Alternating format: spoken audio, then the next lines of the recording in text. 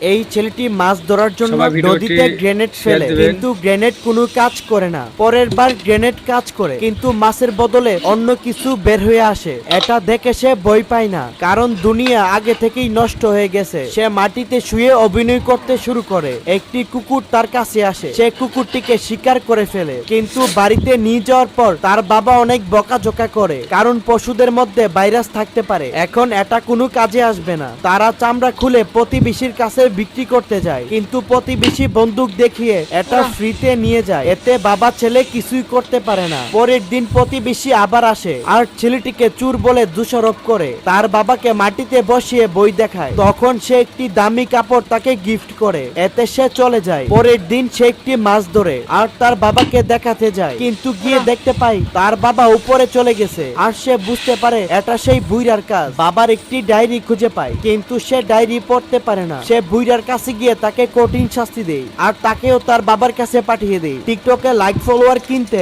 এই নাম্বারে হোয়াটসঅ্যাপে মেসেজ দিন।